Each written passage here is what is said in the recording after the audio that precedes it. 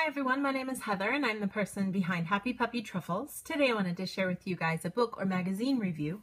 Today I got the new issue of Monthly Origami magazine distributed by the Nippon Origami Association, or NOA, and they always send out their magazines like usual, about a month early. So we're looking at the end of March, almost April, just around the corner. So it's time for May and to get ready for some of the fun things that are part of May. I always think May is also a lot of fun because it's the month we have Children's Day, which is the main theme of this issue. And then you also have really pretty flowers starting to bloom, the koinobori and stuff that go along with Children's Day, the samurai helmets. So there's a lot of fun kinds of origami, and I think sometimes, especially with Hinamatsuri and cherry blossoms and all that, you have lots of kind of girl-oriented origami, and this is more kind of stuff that, guys would like.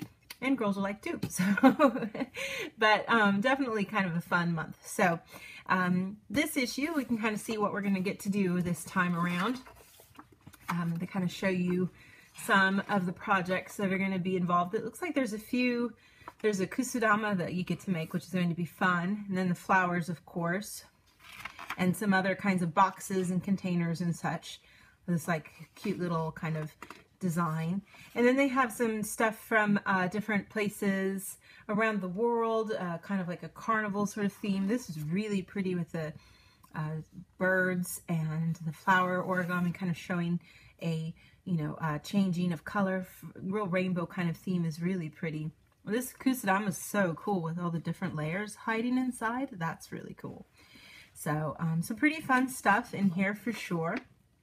And they tell you some basic instructions. The instructions for this is always really nice and easy to follow, so that's always good. They have their new thing that they've been doing with the shikishi kind of layout, where you can sort of create a picture with origami, and they tell you, the sizes that you need for the different parts. So this time shows like this little view from the window is like with the stuff, the grass growing, and then the koinobori or carp streamers there. So that's kind of cool. And the instructions for that, I think, are pretty clear. They have the measurements here to remind you of the size of paper that you're supposed to be using for each of these. And then a nice little diamond balloon. That's kind of cool. A little variation on the balloon, making it a little narrower.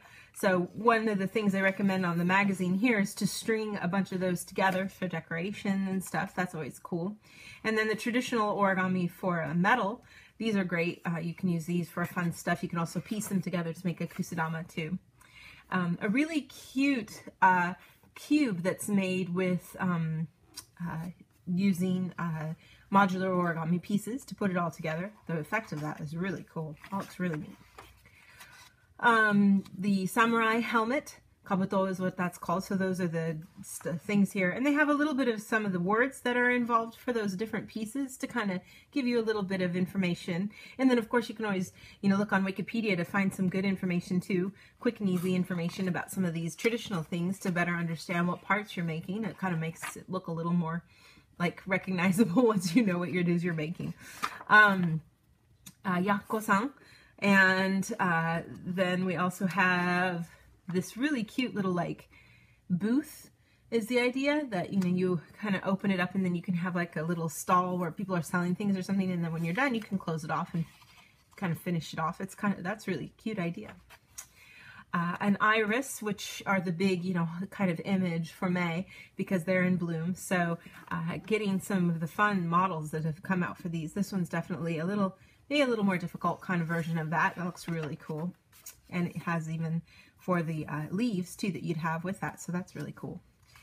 And then, just some basic information, stuff about how to get a subscription and stuff inside. This cute little cat photo frame. That's adorable. What else? Oh, the sun. I missed the sun. That's a really cute origami. It looks really pretty on the back too, so you could kind of use it for a few different things.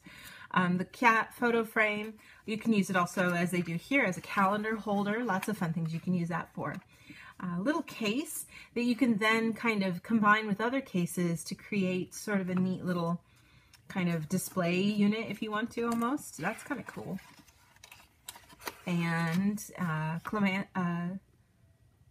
Oh, a flower. Yeah, clematis. That's pretty. And so just good seasonal stuff. This is really cute. This is as usual, they have the English origami section. So this is a little baby bird toothpick holder. So some really cute, simple origami, and then you can keep your toothpick in there. That's really adorable. A lot of times people use a toothpick or something similar to it when they enjoy the sweets that you have with a Japanese tea ceremony. There's actually a specific kind of toothpick that you use for that. But any kinds of these are a really nice kind of manner to be able to fold quickly and then just put your toothpick in there when you're done using it, so you don't just have it sitting around. That's kind of nice. But some cute origami stuff in there, and the English always is pretty decent on those, so that's always good. Don't have to have any worry about that. And then they have some stuff from the World Origami Report. This time they're reporting from Delhi, which is kind of cool. That's neat. And some cool stuff from other locations around Japan. Some of the neat projects that they've been working on. Of course, some showcasing some of the Hinamatsuri things that were from a few months ago. And some things that you can look forward to, making greeting cards and such with origami too. So some neat stuff this time around for sure. And as always, the instructions are really clear and very nice and easy to understand. The magazine itself is such a nice quality, really beautiful pictures. For the parts where there's full color and stuff, it all looks very nice. And it's just such a nice collector's item. I always recommend it to everybody who's looking for something. You can get international subscriptions, and they'll send out to almost everywhere in the world, which is always cool. So it can be really a fun thing to get for somebody as a gift if you know they're a big origami fan, or for yourself too. Or if you're visiting Japan and you want to get a hold of it, they usually have these for sale, you know, at the bookstores. So you can go there and see what's currently available. If you think you're going to be in Japan for a while, you can also find all of these issues at the library. The most current issue is not available for checkout, but you can look at it at the library, and then all the other issues you can check out and take home too. So that's kind of a fun thing to consider too if you're visiting. You can have access to tons of origami books that way. So really cool kinds of fun stuff that you can do with this. And when I get the next month, I'll make sure to share that with you guys as well. So thanks again, always so much for watching, and I'll see you all next time. Bye!